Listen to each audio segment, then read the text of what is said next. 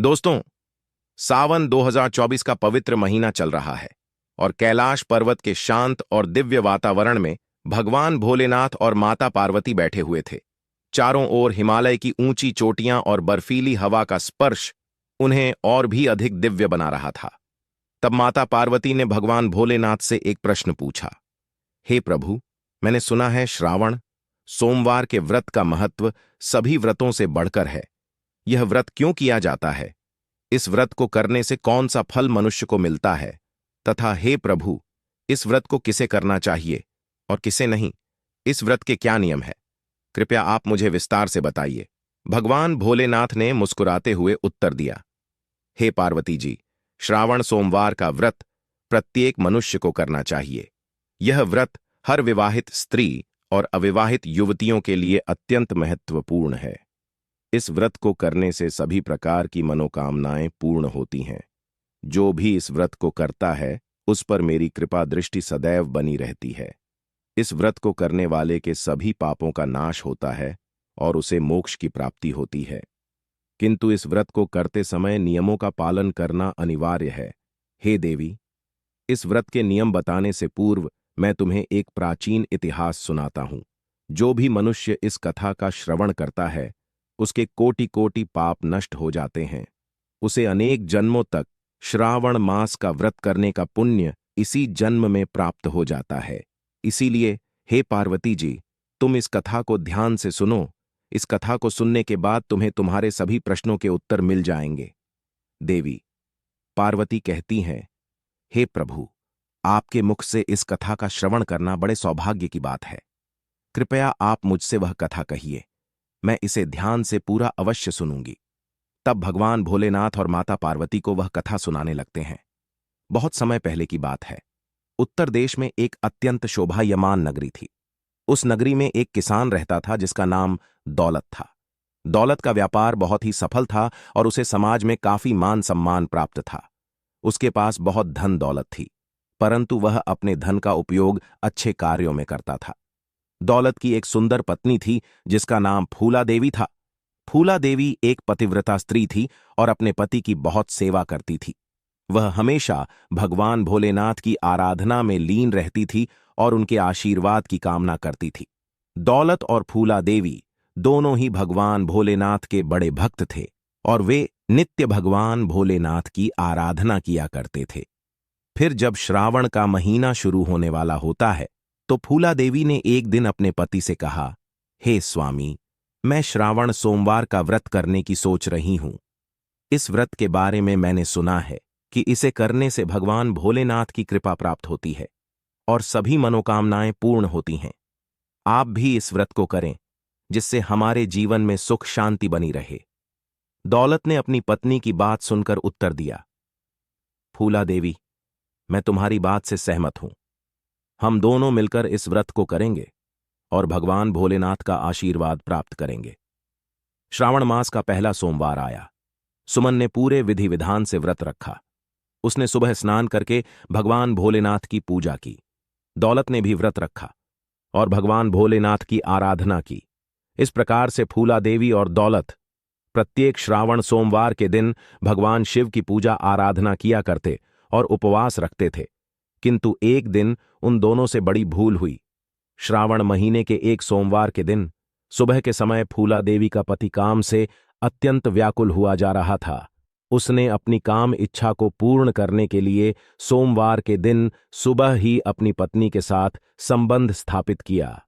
यह बात उसे झांत नहीं थी कि श्रावण सोमवार के व्रत के दिन ऐसा करना व्रत को भंग करने के समान होता है। जब दौलत ने श्रावण सोमवार के दिन फूला देवी के साथ संबंध बनाया, तो उसी क्षण उसका व्रत टूट गया और उसे महापाप लगा।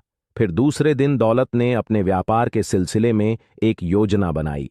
वह व्यापार करने के लिए विदेश जाना चाहता था। दौलत ने विदेश जाने के लिए नदी के मार्ग से जाने का निश्चय किया। इसीलिए अपने सेवकों से कहा, हे सेवकों, हमें व्यापार के लिए दूसरे देश जाना है, इसीलिए तुम नाव लेकर आओ। फिर जब दौलत अपने व्यापार के लिए जाने लगा, तब फूला देवी ने उससे कहा, हे स्वामी, आप सुरक्षित जाइए और जल्दी लौटकर वापस आइए। मैं आपका इंतजार करूंगी। तब दौलत कहते हैं, हे फूला देवी, तुम चिंता मत करो। मैं विदेश में चीजें बेचकर जल्दी से लौटकर आ जाऊंगा। फिर दौलत नौका में बैठकर नदी के रास्ते से विदेश जाने के लिए निकला। बहुत समय तक सफर करने के बाद अचानक से नदी में एक भयंकर तूफान आ गया। यात्रा के दौरान उसकी नाव एक भयंकर तूफान में फंस गई। उनकी नाव भयानक बवंडर में फंसकर डूबने लगी। नाव में फंसे सभी लोग जोर जोर से चीखने चिल्लाने लगे और फिर कुछ समय बाद वह नाव उन सभी के साथ नदी में डूब गई। इधर जब उसके पति की नाव डूबने का समाचार सुमन को मिला तो वह बहुत दुखी हो गई और जोर जोर से रोने लगी। फूला देवी की सास भी बहुत दुख से शोक विलाप करने लगी। फूला देवी की सास ने क्रोध में आकर फूला देवी से कहा, अरे पापिनी, तेरे ही पाप के कारण आज मेरे बेटे की नाव डूब गई है। तूने अवश्य ही कोई महापाप किया होगा। तब फूला देवी कहती हैं, हे सासू मां, आप यह क्या कह रही हैं? मैंने कोई पाप नहीं किया है। मैं एक सच्ची पतिव्रता नारी हूं।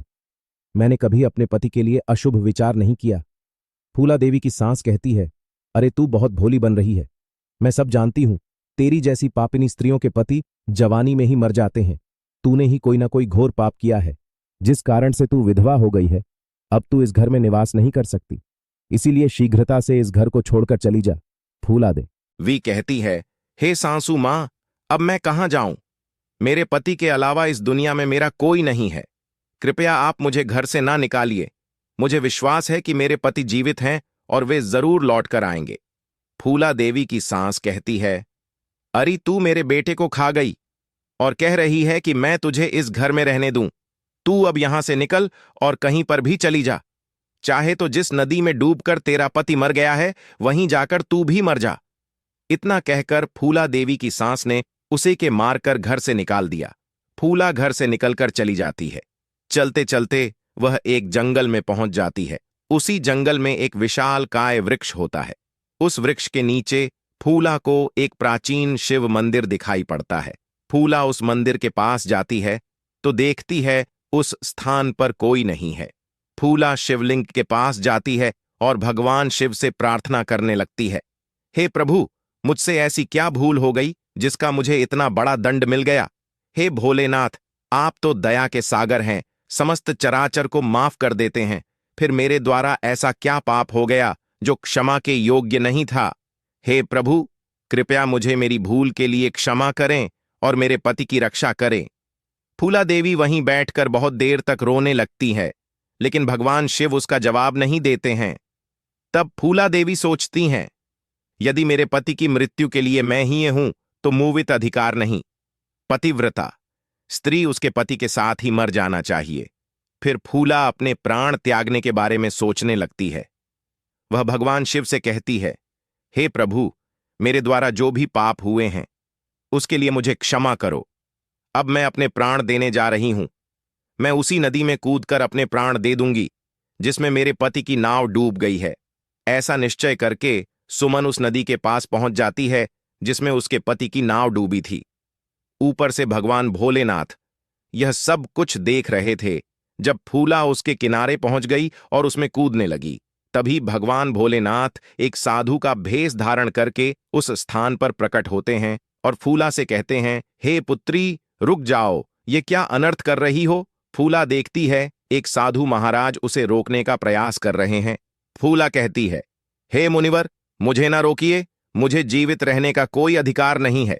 मेरे पति इसी नदी में डूबकर परलोक जा चुके हैं, इसीलिए अब मैं उनके पीछे जा रही हूं। तब साधु मुनि कहते हैं, हे पुत्री, रुक जाओ। किसी भी मनुष्य को स्वयं के प्राण लेने का अधिकार नहीं है। यह महापाप कहां गया है? यह बात सुनकर फूला कहती है, हे साधु जी, ना जाने मेरे द्वारा कौन सा पाप हो गया है जिस कारण से मेरे पति मुझे छोड़कर परलोक चले गए हैं। तब वे साधु कहते हैं, हे पुत्री, मैं तुम्हारे बारे में जानता हूं, इसीलिए तुम चिंता और शोक छोड़ दो। तुम्हारे साथ जो हुआ है उसका कारण तुम्हारे द्वारा किया गया पाप ही है। फूला कहती है, हे साधु महाराज, कृपया बताइए, मेरे द्वारा ऐसा कौन सा पाप हुआ है और उस पाप का प्रायश्चित मुझे कैसे करना चाहिए? वे साधु कहते हैं, हे पुत्री, तुमने और तुम्हारे पति ने श्रावण सोमवार के व्रत के दिन ही संबंध स्थापित किया है। यही कारण है कि तुम्हारा व्रत टूट गया है। और इसका घोर पाप तुम्हें लगा है।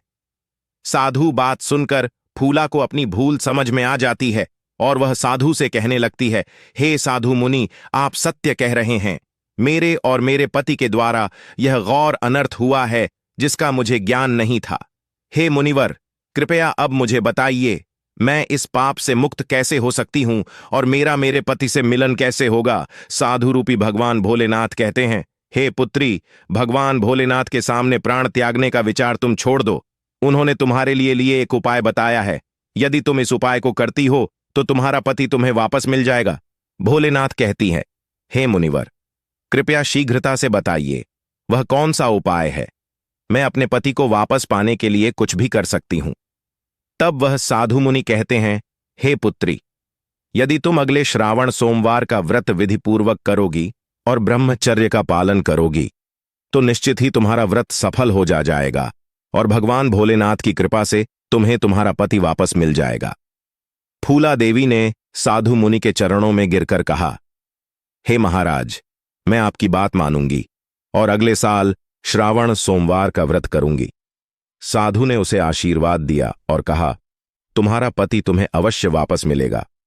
भगवान भोलेनाथ की कृपा से सब कुछ ठीक हो जाएगा। फिर वे साधु उस स्थान से अंतर्ध्यान हो जाते हैं। उस साधु का अचानक से अदृश्य हुआ देखकर फूला देवी अचंभित हो जाती है।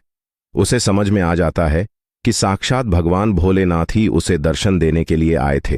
फूला देवी ने भगवान भोलेनाथ की बात मानी और शिव मंदिर में 1 साल तक रही। उसने ब्रह्मचर्य का पालन करते हुए व्रत किया और श्रावण मास के आने का इंतजार किया। उसने दिन रात भगवान भोलेनाथ की आराधना की और अपने पति की सुरक्षा के लिए प्रार्थना की। अगले साल श्रावण मास आया और सुमन ने विधिपूर्वक किया। उसने ब्रह्मचर्य का पालन करते हुए भगवान भोलेनाथ की पूजा की और अपनी मनोकामना पूरी होने की प्रार्थना की। व्रत के बाद भगवान भोलेनाथ प्रकट हुए और उसे दर्शन देकर कहा, हे पुत्री, तुम्हारी भक्ति और पूजा से मैं प्रसन्न हूं। तुम्हें जो भी वर चाहिए मांग लो, मैं तुम्हारी मनोकामना को अवश्य पूर्ण करूंगा। तब भोलेनाथ कहती है, हे प्रभु, मेरे ही पाप के कारण मेरे पति से वियोग हो गया है। कृपया मुझे मेरा पति लौटा दो। फिर भगवान भोलेनाथ कहते हैं, हे पुत्री, तुम्हें तुम्हारा पति अवश्य प्राप्त हो जाएगा। अब तुम शीघ्रता से नदी के पास जाओ, तुम्हारा पति तुम्हें नदी के पास ही मिलेगा। इतना कहकर भगवान भोलेनाथ अंतर्ध्यान हो जाते हैं। फूला देवी भगवान भोलेनाथ को प्रणाम करती है और दौड़ती हुई नदी के पास गई और देखा कि उसका पति दौलत नाव में बैठकर आ रहा है। अपने पति को जीवित देखकर फूला देवी बहुत प्रसन्न हुई। फिर दौलत नाव से किनारे पर आ गया और नाव से उतरकर उसने फूला देवी को देखते ही कहा, फूला देवी, भगवान भोलेनाथ ने हमारी रक्षा की है। मैं तुम्हारे पास वापस आ गया हूं। फूला अपने पति को देखकर बहुत प्रसन्न हुई और उसने भगवान भोलेनाथ का धन्यवाद किया। उसने कहा, प्रभु, आपकी कृपा से ही मेरे पति की जान बची है। मैं आपके प्रति सदैव कृतज्ञ रहूंगी। दौलत ने भी भगवान भोलेनाथ का आभार व्यक्त करते हुए कहा, हे भगवान, आपकी कृपा से ही मैं जीवित हूं। हम दोनों सदैव आपके व्रत का पालन करेंगे और आपकी आराधना करेंगे। इस प्रकार फूला के व्रत के फल स्वरूप उसके पति की जान बच गई और उनका जीवन सुखमय हो गया। यह कथा सुनकर देवी पार्वती ने भगवान भोलेनाथ को प्रणाम किया और श्रावण सोमवार व्रत की महिमा को समझा। इस कथा से यह सिद्ध होता है कि श्रावण सोमवार का व्रत अत्यंत महत्वपूर्ण है और इसे विधिपूर्वक करने से सभी प्रकार की मनोकामनाएं पूर्ण होती हैं। भगवान शिव ने कहा, हे पार्वती, श्रावण सोमवार का व्रत केवल स्त्रियां ही नहीं बल्कि पुरुष भी कर सकते हैं। यह व्रत सभी के लिए लाभकारी है। जो व्यक्ति इस व्रत को विधिपूर्वक करता है उसे मेरी कृपा प्राप्त होती है और उसके सभी कष्ट दूर हो जाते हैं। हे पार्वती, अब मैं तुम्हारे दूसरे प्रश्न का उत्तर देता हूं, उसे ध्यान से सुनो। किन मनुष्यों को श्रावण सोमवार का व्रत नहीं करना चाहिए? पहली है, पति को छोड़कर दूसरे पुरुष के पास जाने वाली स्त्री। भगवान शिव ने बताया कि जो स्त्री अपने पति को छोड़कर किसी अन्य पुरुष के पास चली गई हो उसे श्रावण सोमवार का व्रत नहीं करना चाहिए। यह आचरण सामाजिक और नैतिक दृष्टि से अनुचित माना जाता है। विवाह एक पवित्र बंधन है और इसमें विश्वास और वफादारी का महत्व सबसे अधिक होता है। पति को छोड़कर अन्य पुरुष के पास जाने वाली स्त्री ने अपने विवाह बंधन का उल्लंघन किया होता है। यह न केवल उसके पति के साथ विश्वासघात है, बल्कि समाज के नैतिक ढांचे के खिलाफ भी है। श्रावण सोमवार का व्रत, जो भोलेनाथ और पार्वती के आदर्श प्रेम और समर्पण का प्रतीक है, ऐसे व्यक्तियों द्वारा करना उचित नहीं है। दूसरा है, पत्नी के अलावा अन्य स्त्री